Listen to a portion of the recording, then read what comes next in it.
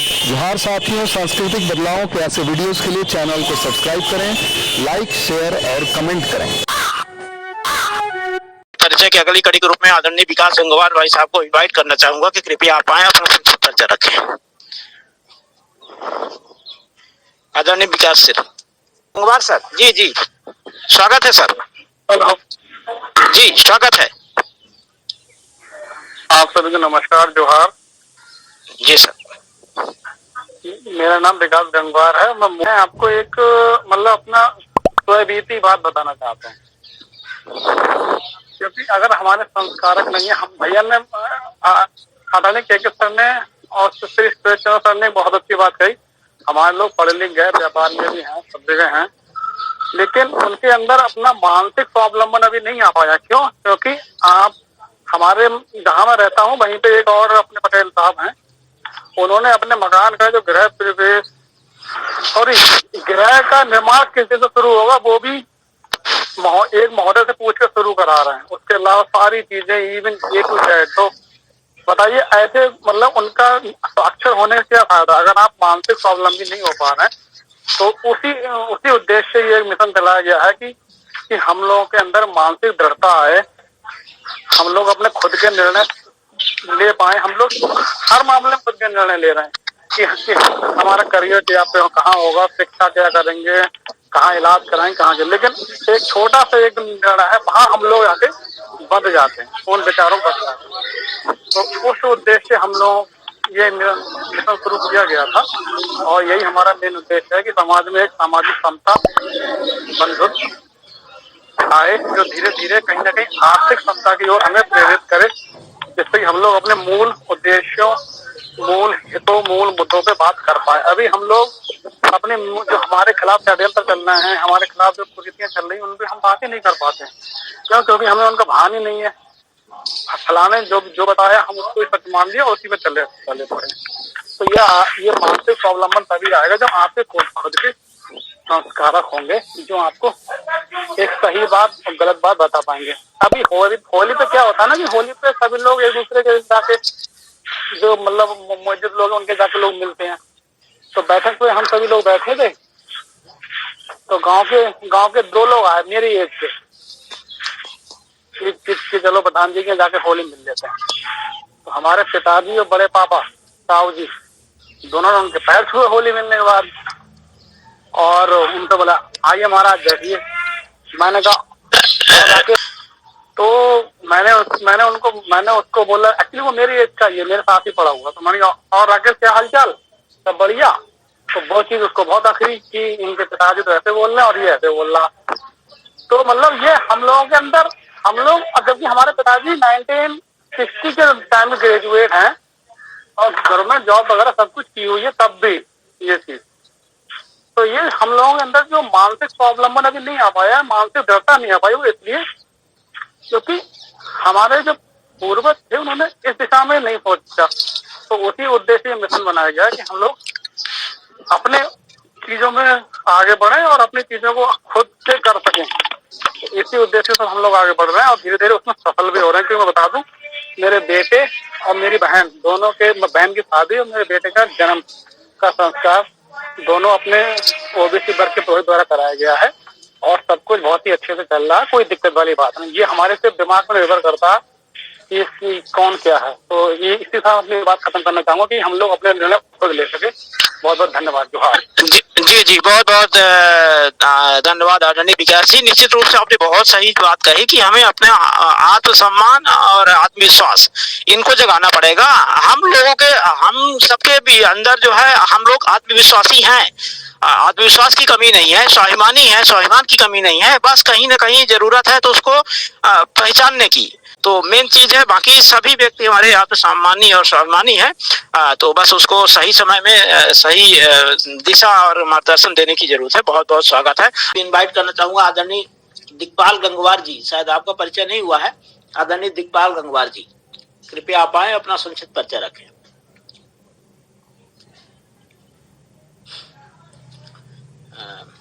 शायद सर तक भी हमारी आवाज नहीं जा पा रही है, तो मैं इनवाइट करता हूँ आदरणीय जी। सर दिक्पाल जी। जी, मिशन के सभी सम्मानित प्रबुद्ध जनों को मेरा प्रणाम। हेलो। जी सर, आवाज आ रही है सर। अच्छा जी, सभी को प्रणाम मेरा। और आज इस मिशन की बैठक में मैं पहली बार ज्वाइन हुआ हूँ और बहुत ही अच्छा मिशन है ये। पहले मैं अपना परिचय दे दूं सर। मैं कस्बा मिलक, जनपद रामपुर से बिलोंग करता हूँ। इस मिशन की चर्चा आदरणीय डॉक्टर साहब द्वारा कई बार की गई है। हमारे मिलक में भारतीय पटेल महासभा द्वारा समाज में जगह जगह चिंतन बैठक का आयोजन किया जाता है साप्ताहिक। तो उसमें बहुत बार ये चर्चा हुई है इस मिशन के बारे में। तो काफी लोग आज पहली बार जुड़े हैं और मैं भी पहली बार जुड़ा हूँ यहाँ। सर, ये वास्तव में एक परिवर्तनकारी मिशन है आपके द्वारा जो चलाया जा रहा है। जो हमारे घरों में संस्कार या अन्य धार्मिक विधियों को संपन्न कराने के लिए जो लोग आते रहे हैं, वो निश्चित रूप से अपनी विचारधारा को थोप कर जाते हैं, अपने विचारों को, अपने मिशन को आगे बढ़ा कर जाते हैं। और हमारे बीच का ही कोई व्यक्ति अगर आएगा तो वो हमारे समाज को अंधविश्वास से, पाखंडवाद से मुक्त कराने के लिए ही कार्य करेगा। तो बहुत अच्छा मिशन है। बाकी लगातार निरंतर जुड़ते रहेंगे सर। पता चला है तो मैं क्योंकि पहली बार जुड़ा हूँ तो ज्यादा परिचित नहीं हूँ इस मिशन के बारे में या उसके। तो जैसे जैसे आगे जानकारियां मिलेंगी और अपने ज्ञान का बढ़ाने में हम इस मिशन के द्वारा क्षमता बढ़ाने के लिए लगातार निरंतर जुड़ेंगे। धन्यवाद।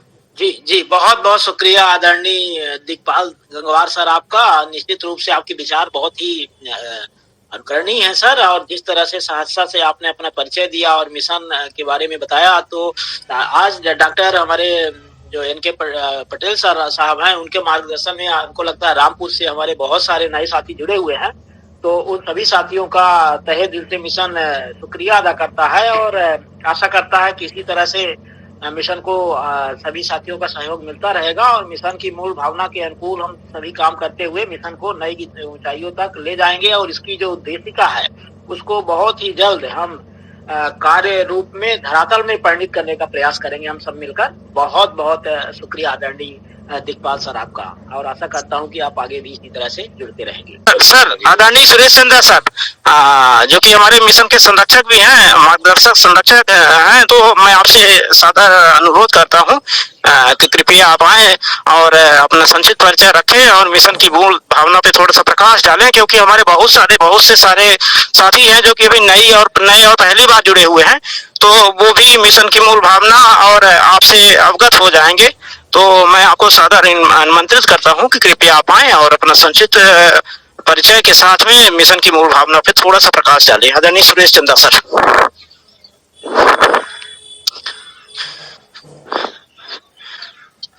सभी लोगों, आदरणीय भाइयों को नमस्ते। मेरा नाम सुरेश चंद्र सिंह, उत्तर प्रदेश बदायूं जनपद में गुलड़िया, मेरा नगर पंचायत गुलड़िया है, वो मेरा निवास है। और वहीं पर राष्ट्रीय इंटर कॉलेज है, उसी में मैंने शिक्षण कार्य किया। आप बहुत दिनों से सेवा मिली।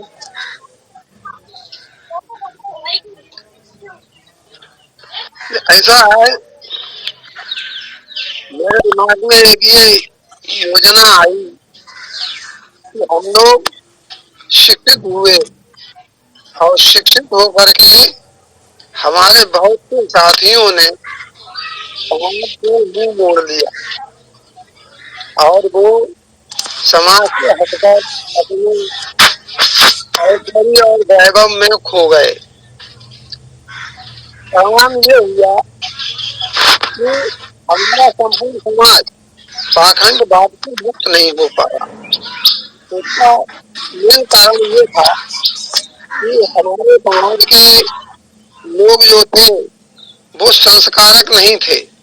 शिक्षा तो प्राप्त की परंतु संस्कार में आगे नहीं बढ़े, जिसका परिणाम ये हुआ कि हम लोग पौराणिक ब्राह्मणों के ऊपर ही आधारित रहे। मजबूरी रही हमारे समाज की, और समाज जो हमारा है वो उन पर आधारित रहने के कारण हम पाखंडवाद से मुक्त नहीं हो पाए, तथा जो पद्धतियां इन्होंने अपनाई और जो पौराणिक पद्धति है उस पद्धति के अनुसार हम लोगों का अपमान भी होता है कि जिन्होंने हमारे बुजुर्गों को सताया और जिन्होंने हम पर विभिन्न प्रकार के कर बांधे वे अब भी हम देते चले आ रहे हैं, और उन कुरीतियों के कारण बहुत से प्रकार का हमारा घाटा हानि आज भी चलता रहा। अपमानित भी हम होते रहे और उसका परिणाम ये हुआ कि हम छुटकारा नहीं मिल सका। तो मेरे दिमाग में ये बात आई, कहते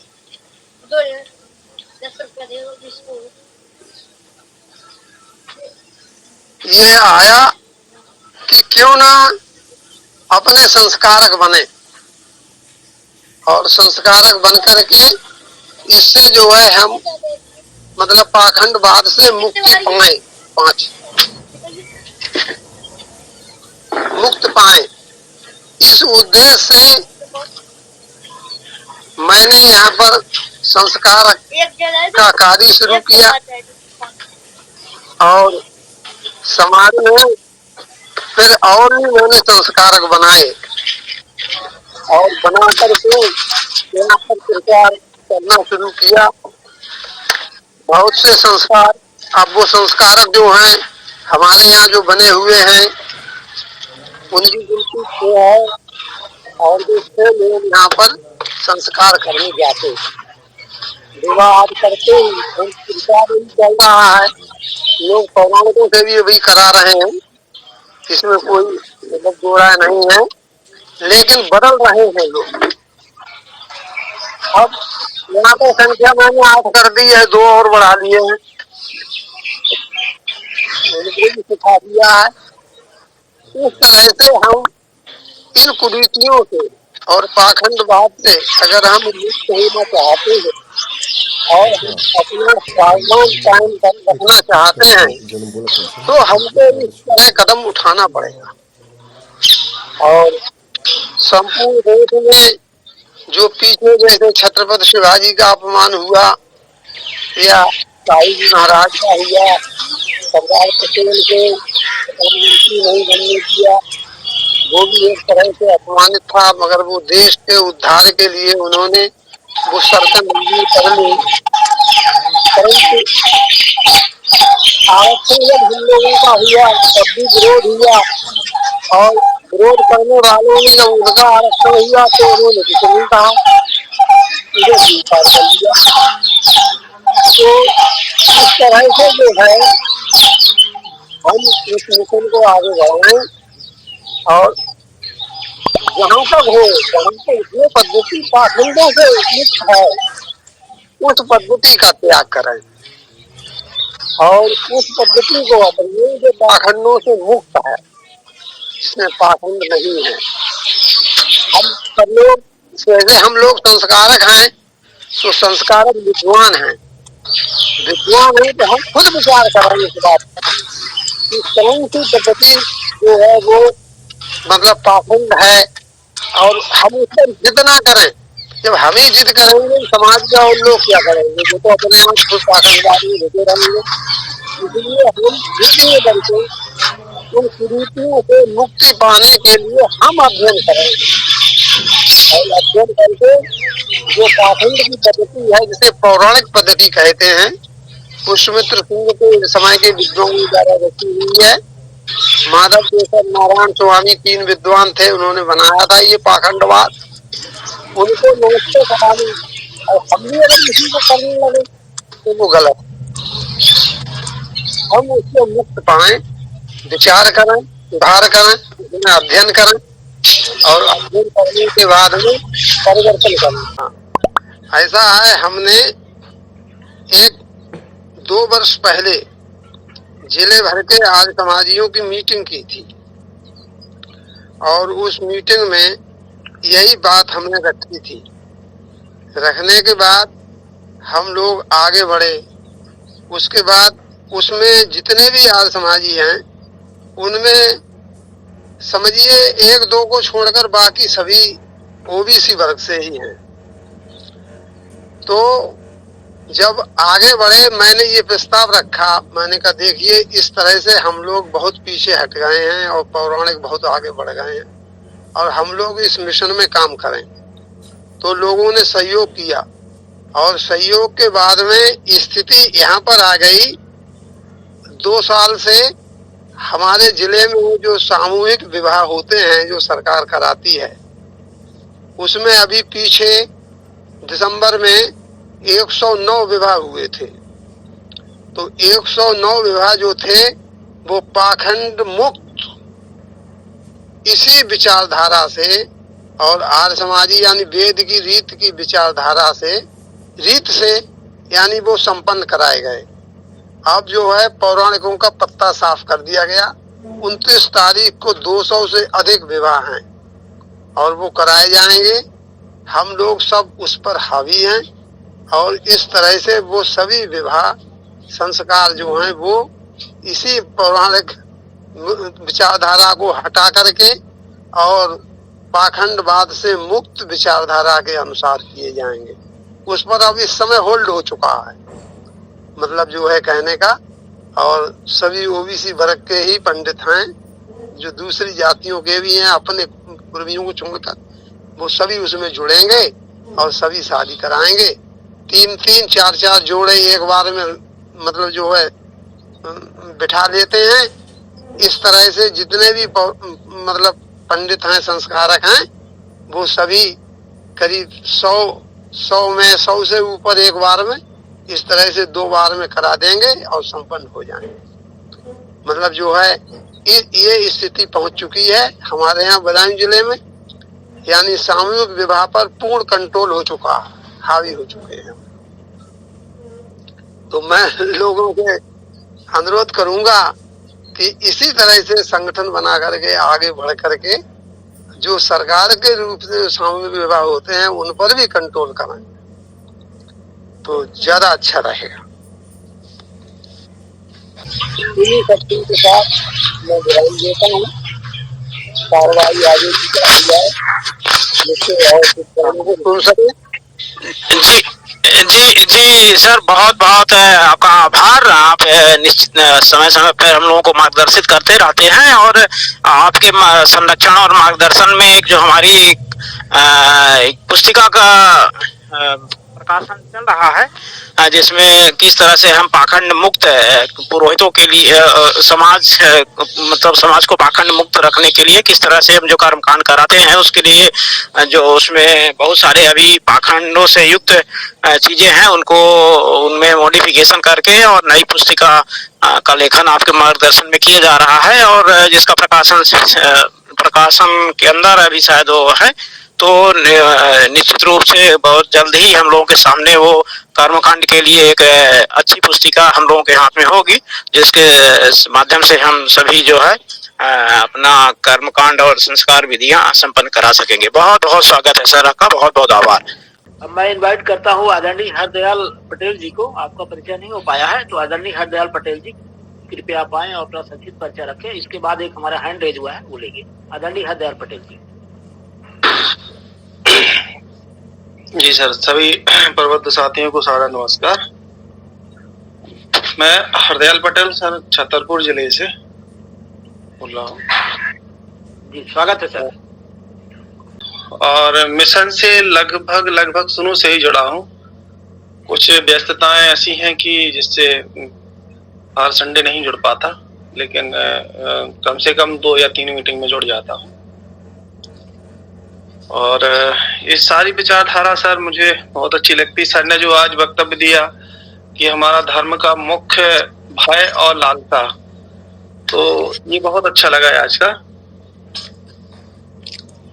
अभी सर मैंने एक दिन और बताने की कोशिश करी थी। मैंने अभी बच्ची की शादी करी है तो ये 13 दिसंबर की थी सर। हमारे छतरपुर जिले में भी मुख्य रूप से 3 या 4 समाज के अंदर भी बटे हुए हैं समाज, और वो लगभग हर जगह बटे हुए हैं। तो उनमें एक दूसरे में शादी करना लगभग 1% के पास ही है, 1% भी नहीं बोल सकते अपन उसको। तो जो मैंने अभी बच्ची की शादी करी है वो इसी तरह से कुछ थी। बहुत कुछ अपने लोगों का विरोध भी था और बहुत अपने लोगों का सपोर्ट भी था। सपोर्ट अधिकतम लोगों का था। इस तरह से तो सर मुझे ऐसा लगता है कि हमें कुछ करना चाहिए। कहना तो ठीक है, करना ज्यादा आवश्यक है। जी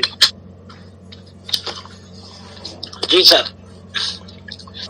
जी बहुत बहुत शुक्रिया सर। निश्चित रूप से आपने धरातल में उस कार्य को करके दिखाया है।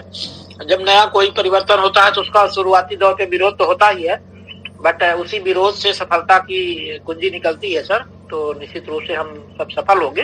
बहुत बहुत शुक्रिया सर, और आशा करता हूँ इसी तरह से आप आगे भी जुड़ते रहेंगे।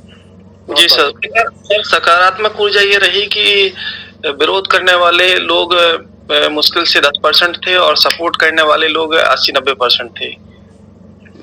जी सर। अब मैं अगली कड़ी के रूप में इनवाइट करना चाहूंगा हमारे मिशन के जो संरक्षक हैं, रिटायर्ड पुलिस ऑफिसर हैं, समाज सुधारक और पुरोहित संस्कारक का भी कार्य करते हैं, आदरणीय राम मिलन पटेल सर को, जो कि जबलपुर मध्य प्रदेश में निवासरत है।